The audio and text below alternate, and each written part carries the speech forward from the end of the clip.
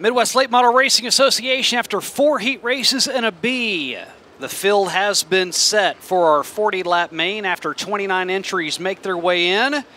And a familiar face on the front row as we get ready for the starting lineup for our late model class. And here's the way it's gonna look. Take it away for our front row. All right, setting on the pole position, the driver of the Deuce Nickel, car number 25, your current MLRA Series point leader. It will be Chad Simpson, alongside the youngster, the 8 car of Dylan McCowan. Chris Simpson won last night. He'll start inside row number 2 with the 2021 champ Tony Jackson Jr. from Lebanon, Missouri on his outside. Ricky Frankel out of Quincy, Illinois will roll off 5th in car 33, alongside Russellville, Arkansas's John Kirby in car 11. Gordy Gundaker, top 5 in the points for the MLRA to start in 7th with Ryan Johnson from Aurora, Missouri, starting in 8th. Back in row 5, Dusty Leonard out of Marysville, Kansas in car number 17. To his outside out of Festus, Missouri, the Capital Chassis, the 11 of Jeff Herzog. Dustin Hodges started racing full-time 2 years ago. The Centralia, Missouri native starts in 11th with Cole Wells in 12th. Back in the 13th spot out of Lebanon, Missouri, the 3W of Brennan Willard alongside all the way from Peoria, Arizona, car 78, Steve Stoltz. Mr. Smooth, Billy Moyer Sr. in the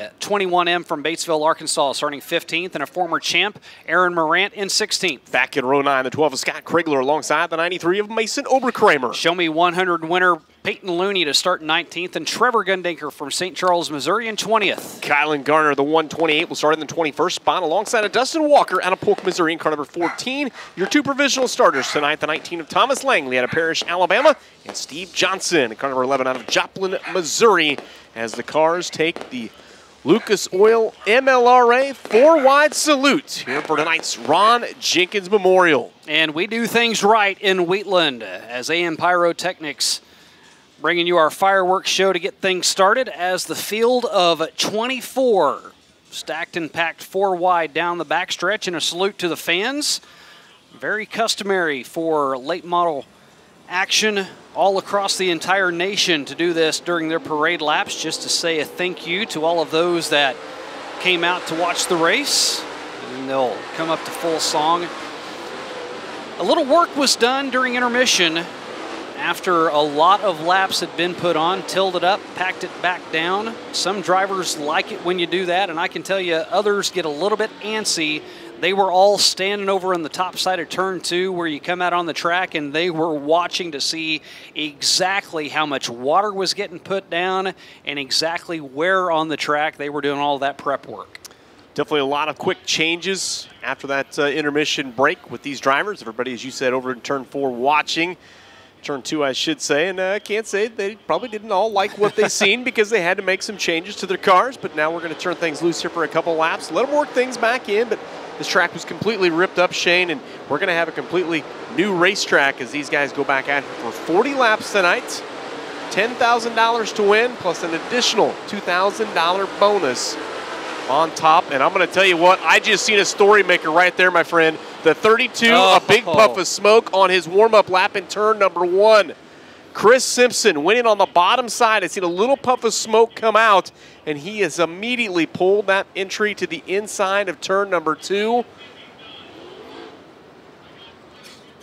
Storyline right here. Chris Simpson, the driver that picked up the win last night, his 17th career MLRA victory. And that's the signal there. It looks like he is going back pit side. And we heard they're taking him to the hot pit. At least that's what we could hear through race control. Not necessarily sure if that is a fact or not, but they're going to shoot him up on the top side of 2, and we're going to keep an eye on this, as this is story by far. After winning last night, came into last night 45 points in the hole to Chad Simpson. After winning, and Chad able to place in the top 5, cut that deficit down to 15, and that is where he goes, into the hot pit. We'll see if they pop the hood. After these cars sit for the longest time, they had their heat races quite some time ago, then all the other Bs that took place. Obviously, you're probably doing a little bit of work on these cars, but for right now, they are going to crisscross them. So Chris Simpson, who was starting inside row 2, Tony Jackson Jr. will fill that spot, and then who was on the inside goes to the outside and vice versa. They're just going to give a lap or two to give Chris the opportunity, if he can, get that fixed to come back out. Obviously not going to get his spot back, but that would make a bad day somewhat bearable. Not a good day by any stretch, but it'll at least make it bearable if he can come out and pick up some points. Crew Chief Chad Simonson in the group over there looking over the 32 machine of Simpson. He started back in the 9th spot last night. And, you know, it didn't take him, but I believe about 7 laps to get to the point last night. So a very fast race car as he worked that bottom side of the racetrack. And it appears that the night is over for Chris Simpson. Coming into the night, 15 back. But, hey, we got 40 laps to go. A lot can still happen. A points championship is never over. So we've got a long way to go as you see that Hoker Trucking, Cheap Cars, Randy Davidson Trucking, number 32, going back pit side as the helmet off before we even go green for Chris Simpson, and a huge, huge storyline here on night number 2 of the Ron Jenkins Memorial. You also see G-Man Gordy Gundaker down on the infield over in turn 4, and there's the push to Chris Simpson. Boy, that has to be the longest, loneliest trip back to your car hauler you can make. Don't even get to take the green after a great qualifying attempt, a good heat race, and obviously a good run last night. All the cars will pass over to the outside of Gundaker. So yeah, storyline galore before we even drop the green to get going.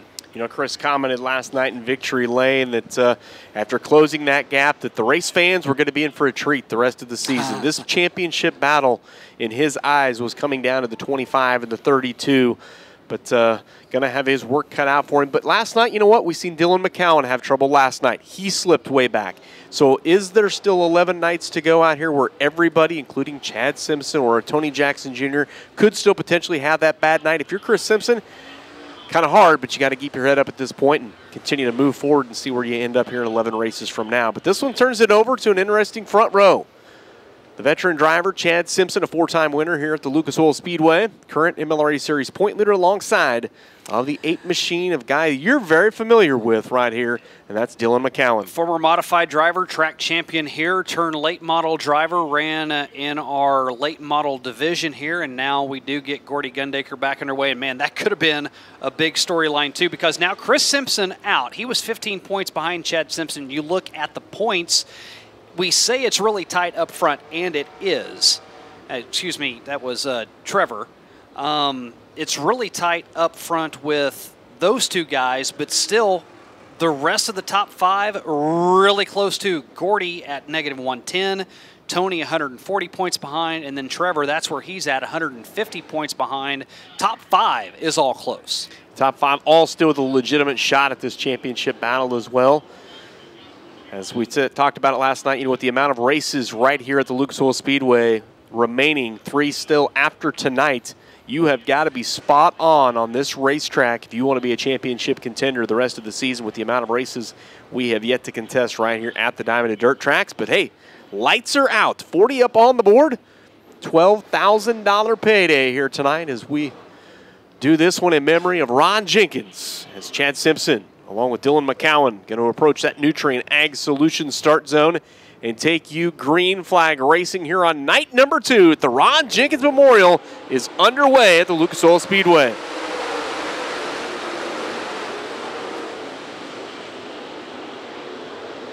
Chad Simpson will take the field through turns 1 and 2. Everybody stays clean and green as we now watch some action right there as Ricky Frankel throws the right and rear quarter panel at Dylan McCowan as they battle for the 2nd spot here on lap number 2. As Tony Jackson Jr. down to the bottom side, a great battle back there for 3rd and 4th on the racetrack. If you're Dylan McCowan, you got to wonder how many bullseyes are on your car. It was on the right side last night whenever he got hit in the opening laps. It was on the left side in lap 1. He is just a target. He's a pinball out there. The pinball wants to get out of the pinball game and go to the front right now, and he just did it right there in turn number 3. Dylan McCowan, I think he's seeing it, Shane, give me some clean air, get me away from everybody, and let me run my own race as he just takes the lead away from Chad Simpson. Simpson fighting back in the deuce nickel on the bottom side. Chad is not going to give it up that easy. You still see just a little bit of damage, not really from there, but you can see it flared out, and it's going to affect the handling just a little bit, but obviously it's not affecting the speed at all as Dylan McCowan to the front. This could be a breakout night for him. Whenever he was here for the Show Me 100, he ended up winning a heat, and he was ecstatic about winning a heat. Can you imagine what Big Red's going to do in Victory Lane if he's able to win at his home track? And one of the things I think we've seen with Dylan McCowan last year in his freshman season, he would give it all right out of the gate. You got a veteran like Chad Simpson behind him, might be a little bit better, a little bit more experienced at managing his car, managing his tires. And right now, Chad Simpson's hanging right with him, and I guarantee you that 25 is putting the pressure on the 8. And what we talked about in the Open was how this track was worked up, and it was a fresh track whenever they came out. You have to wonder how much this track is going to change. If you have a track that's been ran on for quite some time, might not change a whole lot in 40 laps, but if it is a fresh track, yeah, it's probably going to change a lot over the course of the entire run. You know, and I think we've seen it last night too, Shane, working the top side of this racetrack right now, and if Chad Simpson could get back up there, I'm sure he wishes he would have probably got off that bottom right on that first couple of laps of this race, and that's one of the advantages of a guy from behind. Dylan McCowan was able to test the racetrack a little bit and kind of snook up around the 25 of Chad Simpson, but talking about sneaking into the picture right now is the guy coming into your screen. That's the 56 car of Tony Jackson Jr., a 3-time MLRA winner here at the Lucas Oil Speedway, and he is now closing in on your race leaders. Chad Simpson maybe just a touch better in the turns as you see Dylan McCowan break formation this time over in 1 and 2. He goes to the bottom of the track in 3 and 4. He still stays to the top side, but Chad's able to get just to his inside, but then off corner exit, Dylan McCowan has the horses to get back out in front. Chad now lower on the track than he has been all night long, trying to do something different and get to the inside of the 8. He is continuing to search out on this racetrack, trying to find a way around. And we've got lap traffic coming up about a half a straightaway right in front of your race leaders, Dylan McCowan, as we've got now 11 on the board, 40 laps the distance. As these top two start to stretch it out last time by, just 0.2 of a second the advantage for Dylan McCowan. Stretches it out just a little bit that time over Tony Jackson Jr.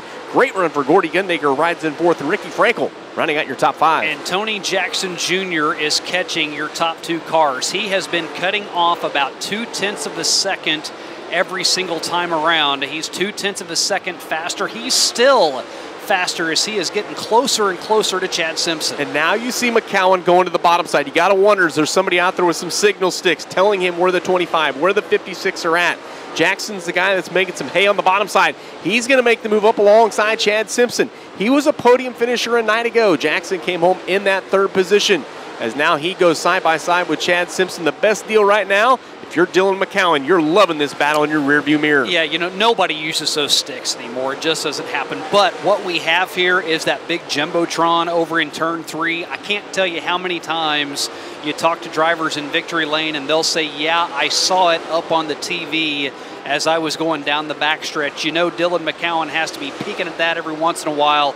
The good thing for him right now is that lap traffic that's all in front of him. It's somewhat in a line. They're not really side by side, so he can time it out and make his passes to get through that lap traffic as quickly as he can. As he is now starting to stretch it out, 0.6 of a second that last time by, as he now works to the outside of Dustin Walker, as we continue to watch this battle for second between Chad Simpson and Tony Jackson Jr. And you continue to see that orange number 11 of Gordy Gundaker get a little bit closer, a little bit closer. He was the best finishing MLRA driver back here at the Show Me 100 back in May. So Gordy Gundaker has had some good runs, struggled a little bit last night. He is an MLRA championship contender as well. As they were trying to get through lap traffic, you saw just a little bit of a bobble by Tony Jackson Jr. a lap ago, and it cost him. He added about a second behind, or about a half a second, that is, to Chad Simpson. Now that lap traffic is strung out again, and Tony Jackson is going to have to fight to get that half second back after he lost it. And Dylan McCowan now 1.1 seconds ahead as your leader. He still has all that lap traffic ahead, and now it is starting to get a little dicier in front of him as they're stacked side by side, trying to figure out if Dylan wants to go high or low. So I want to check your 1.1 at the line. Simpson knocks it down to just over a second there. So Chad Simpson a little bit closer. They've got some clean air. Can he run him back down? But I think the problem we've seen all night long is Chad Simpson can get there, but you got to find a way around. And Aaron Morant going to bring out the first caution of the night as the 1X machine out of Richmond, Missouri, slowing off the exit of turn number 4.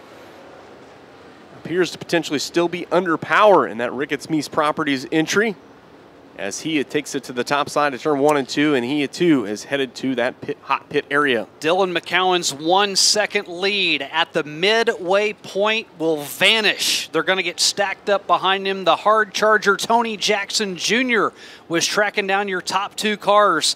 1 half in the books, another half left. We'll have the next 20 laps for you after we step aside. Dylan McCowan has been the man of the hour here in Wheatland.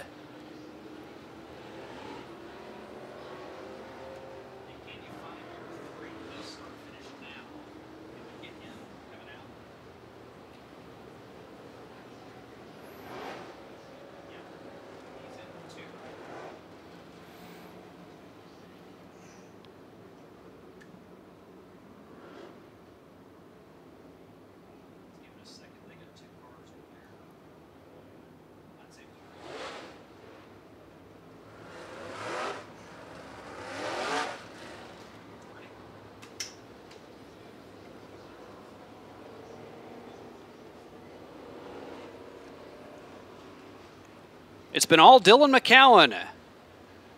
After an early bobble, getting past Chad Simpson, he has led throughout here in the Ron Jenkins Memorial Night 2 at Lucas Oil Speedway. McCowan, Chad Simpson, Tony Jackson Jr. You see Brennan Willard out of Lebanon, Missouri in the number 3. Billy, it's a small world. Back whenever I lived in Lebanon, I actually did some work with him, talked to him in the pits. This is going to be his last MLRA show of the year because his mom, Sandy, who used to be my art teacher in elementary school, needs a new kidney. They have done all the blood tests, and Brennan is going to be donating his kidney to his mom, so this will be his last race of 2024 before they head north for that procedure. So we want to wish the entire Willard family all the best.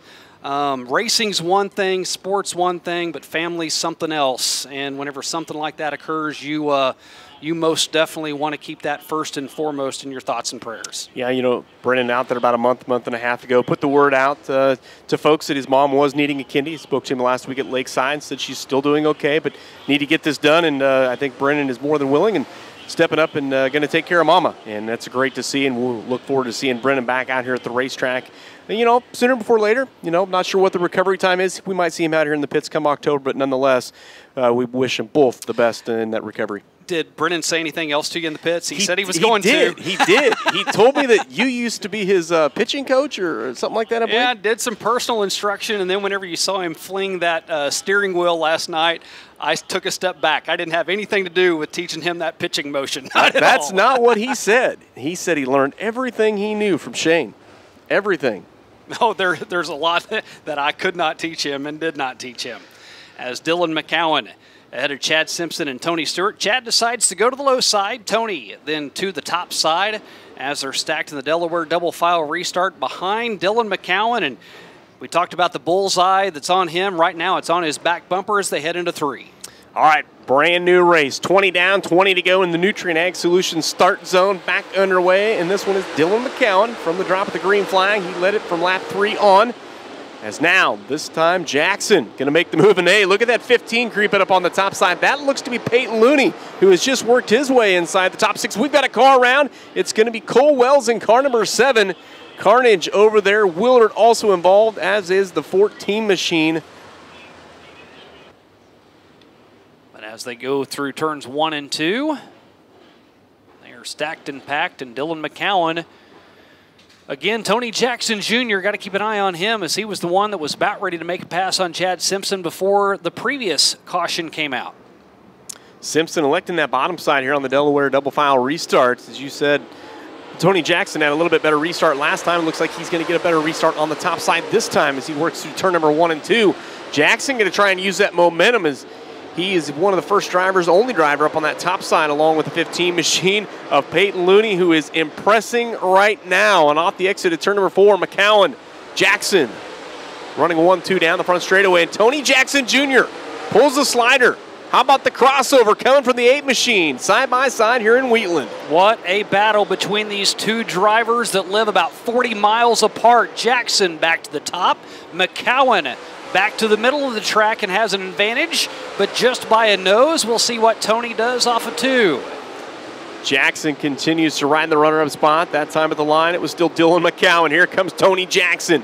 Prime time on the top shelf. Chad Simpson being quiet right in the mix on this one, as is Gordy Gundaker, car number 11. But right there, the 56, I think he sees the urgency. He knows he's got to do something with the youngster. But right there, Dylan McCowan's got an answer for everything right now, Shane. The answer right now is just run the bottom of the track and hope that you're able to hold your position over Tony Jackson Jr., who's now 2 car lengths behind. Now I think you start looking at who's better in turn 4, the way this is going right now, because that's where the money's going to be paid, is whoever is off of turn 4. If you can find a way to set that up as this evening goes along, that might be your best opportunity, because I don't think these two are going to get away from one another. They're going to be right there for the next 15 laps. Jackson really able to drive it in a little bit harder down in turn number 1 and 2, gain some ground, but he's got to find a way off the exit as he lets it float down right there. McCowan knows it's coming, backs off a little bit, but Tony's got a good run this time on the top side. McCowan's still at the line. Here comes the crossover again. They'll mano-y-mano each other down through turn number 1 and 2, and a great corner for McCowan. Not so great that time by for Jackson. And that time on the front stretch, you could really see it because they were pretty much side by side going into 1. Now, Jackson was on the top side of Dylan, but you could see that Dylan was able to stay on the accelerator just a little bit more. He still carried that speed into the turn. And while Tony Jackson Jr. may be better off the turn, if Dylan is still able to carry that speed, that's what's gotten him out in front right now by as much as what it is, about 5 car lengths. Gordy Gundaker over there in the 11 machine started 7th on the grid. Now, he's a guy that's really able to get his car to rotate really well on the bottom side of the racetrack. As Ryan Johnson, he goes pit side. He'll keep us green as we put 29 up on the board this time. By his Peyton Looney up in the wall in turn number 4. He gets it out of the wall, and for the time being, keeps it green on the racetrack. A tough break right there for the Republic Missouri driver, as he will lose multiple spots as we put 30 on the board this time by for Dylan McCowan. Boy, Peyton nearly stopped over there in turn 4. I thought his car had come to a complete halt, but he was able to stay in the accelerator. Now Dustin Hodges will go to the infield over on the back stretch. We are winding down to 10 seconds. Dylan McCowan's lead now up to 0.6. And how about the charge by Mason Oberkramer? Came out of that B main tonight, started back in the 18th position, currently finds himself up inside the top 5 in that 5th position in car number 93 as we continue to wind this one down. Scott Krigler to the left side of the screen, John Kirby to the right. This is 6th and 7th as Peyton Looney now does decide to give up the ghost. He's to the infield. And now Tony Jackson Jr., he's rim riding around in 1 and 2. Dylan McCowan, he's now starting to work more towards the middle to bottom side of the track where he had been rim riding around the top. Jackson really able to roll it in, but we've got a caution out on the racetrack. Looks like the 12 machine of Krigler coming to a stop at the top side of turn number 1 and 2. A flat left rear tire for the driver out of Alton, Missouri will bring us under the caution for the 3rd time here in tonight's 40-lap A-main event. Krigler and John Kirby had been battling it out for 6th and 7th, and now a flat left rear sends Krigler to the hot pit. Will he be able to make his way back out? We're winding down. 8 laps left for the driver of the 8, Dylan McCowan. Can he hold on and pick up an MLRA win just down the road from his own hometown? We'll see if he can do that as he leads Tony Jackson Jr., Gordy Gundaker, and Chad Simpson from here in Wheatland.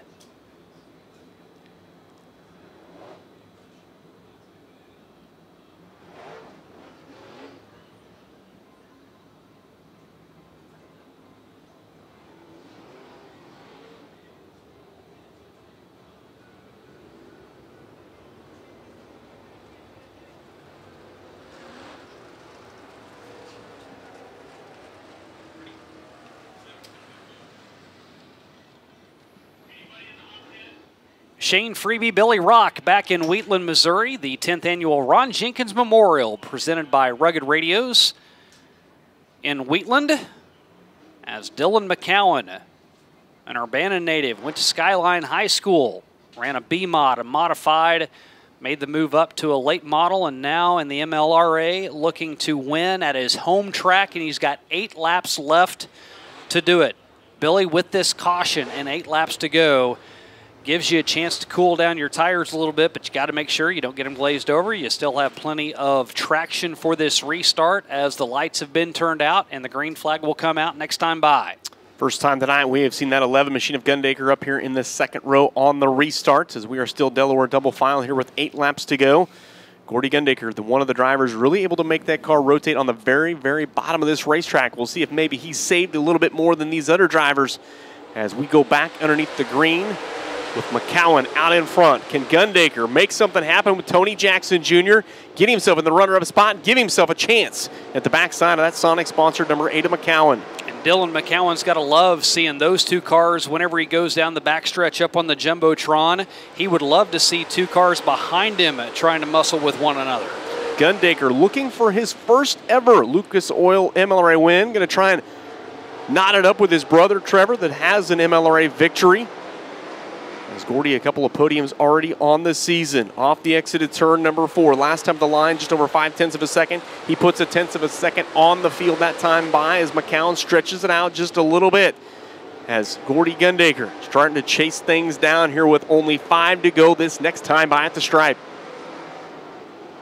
When Tony Jackson Jr. and Dylan McCowan were swapping positions back and forth, it was slider after slider on both ends. They were both returning the favor. We'll now see if Gordy, who has worked his way up to second with only 5 to go, has anything left for Dylan McCowan, as now Tony Jackson Jr. kind of taking a back seat. Last time by, Gordy Gundaker, the quicker car. That time by as well. He has got it down to a side-by-side battle. Gordy Gundaker right there with your race leader, Dylan McCowan. Tony Jackson Jr. may be back there in the catbird seat. These 2 drivers are protecting the bottom of the racetrack. They are going to open up the top side for prime time. Tony Jackson coming at the line. Tony Jackson Jr. is going to get Gordy Gundaker, and now I think Tony has found that speed up there. He had been running on the bottom side of the track. It is now opened up, and prime time is showing them how it's done in Wheatland. Just when you think the 56 is done and out of this one, settling for another podium, he takes it to the front of the pack tonight. 2 laps to go for Tony Jackson Jr., but Gundaker still trying to work the bottom side with McCowan. McCowan's not going to give up on it yet either. They're going to get the white flag this time by off of turn 4. Tony Jackson Jr. has some breathing room over Dylan McCowan. Barron's Performance, 1 to go. A $12,000 payday on the line. He has won this race before, 2 years ago, in fact, and he has won left-hand turn away from a $12,000 check and putting himself back in a championship battle. Your 8th feature winner at the Ron Jenkins Memorial, it's Tony Jackson Jr. Jackson with a late race pass, grabs the lead, grabs the win. Dylan McCowan will come home in the 2nd spot. Gordy Gundaker, another podium finish for the 11. Chad Simpson in the 4th spot, rounding out your top 5. Looks to be the 11 machine of John Kirby, and a phenomenal night here at the Diamond of Dirt Tracks. Look at the rundown. Tony Jackson Jr. over Dylan McCowan. Gordy Gundaker, your podium. We'll hear from them. Chad Simpson in 4th, John Kirby 5th. The rest of your top 10 with Kylan Gardner back in 10th. Steve Stoltz in 11th. Cole Wells was able to salvage a 20th after he got out of his car at the midway point, as Dylan McCowan in 2nd, Gordy Gundaker 3rd, but Tony Jackson Jr. from 3rd to 1st with 2 laps to go wins in Wheatland. He'll cross the scales, and we'll hear from him next here on MAV TV.